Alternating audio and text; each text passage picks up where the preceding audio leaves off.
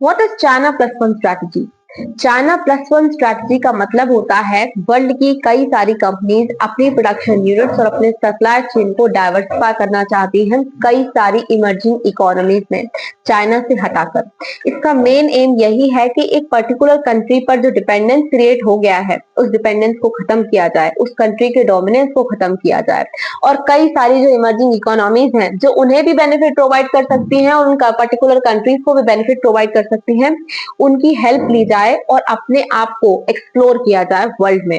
अब ये जो पर्टिकुलर पॉलिसी लॉन्च हुई है इसका नाम कुछ भी हो सकता था, but only China plus one ही क्यों पड़ा, इसकी भी एक ऑफकोर्स कहानी है। चाइना जो है वो वर्ल्ड की फैक्ट्री माना जाता है प्रोडक्शन में, सप्लाई चेन में, और इसकी शुरुआत होती है 1990 से।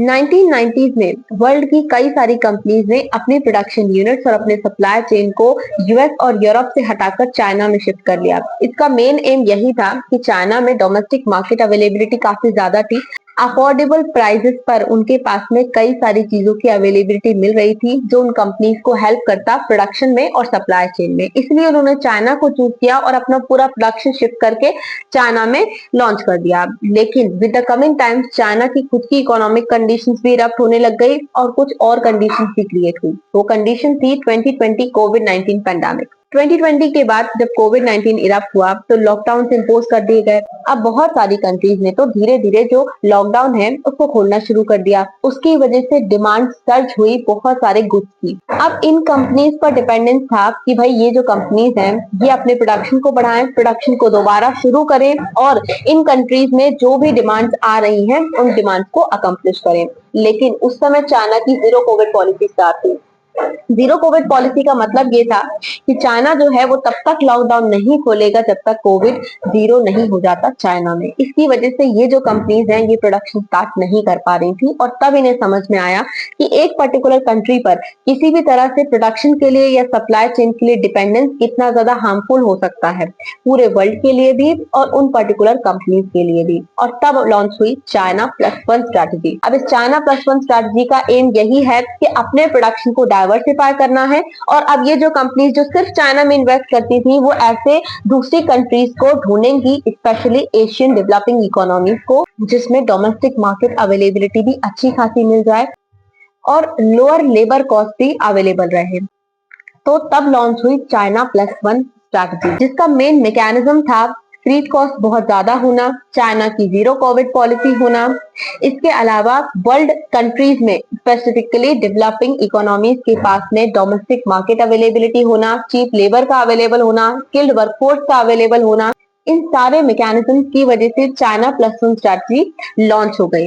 अब इंडिया इस particular China plus one strategy से सबसे ज्यादा या हम कहेंगे one of the best benefit gain कर सकता है, क्योंकि इंडिया के पास वो सारी चीजें अवेलेबल हैं जो इन कंपनीज को चाहिए, जो कि इंडिया में इन्वेस्टमेंट ऑफ कोर्स अट्रैक्ट कर सकता है।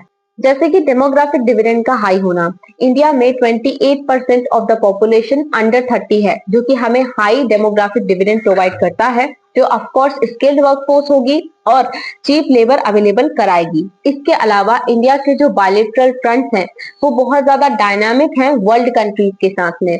इंडिया की ग्रुपिंग वेस्टर्न इकोनॉमीज के साथ भी है, जैसे कि G20 ग्रुपिंग हो गई या फिर क्वाड ग्रुपिंग हो गई। इंडिया की यही बायलैटरल फ्रंट नेबरिंग इकोनॉमीज के साथ ऑफ कोर्स है। इसके अलावा इंडिया के यही bilateral front middle east countries के साथ में भी है, जैसे कि I2U2 ग्रुपिंग। तो इतनी सारी ग्रुपिंग होने की वजह से इंडिया का जो ट्रेड रिलेशन इकोनॉमिक फ्रंट्स है वो इन सभी ग्रुपिंग्स के साथ हो जाता है, जो ऑफ कोर्स कंपनीज को अट्रैक्ट करेगा कि वो इंडिया के साथ में पार्टनरशिप करें, क्योंकि इंडिया की ऑलरेडी इतनी सारी कंट्रीज के साथ में पार्टनरशिप है।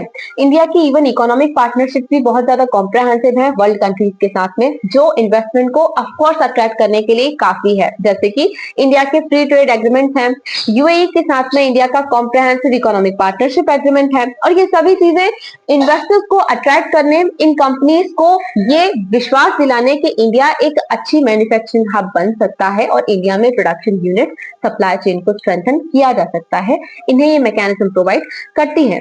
अब इसके अलावा इंडिया में जो बिजनेस एनवायरमेंट और पॉलिसी इनिशिएटिव्स हैं वो भी काफी स्ट्रॉन्ग है, जैसे कि हमारे पास में प्रोडक्शन लिंक्ड इंसेंटिव स्कीम है, मेक इन इंडिया स्कीम है, हमारे यूथ को बिजनेस लेवल पर एक्सप्लोर करने के लिए स्टार्टअप इंडिया स्कीम है और काफी सारे और भी इनिशिएटिव गवर्नमेंट के द्वारा लिए जा रहे हैं ताकि इंडिया जो है वो अपने बिजनेस फ्रंट्स को स्ट्रॉन्ग करे और ये ऑफ कोर्स कंपनीज को अट्रैक्ट करेगा।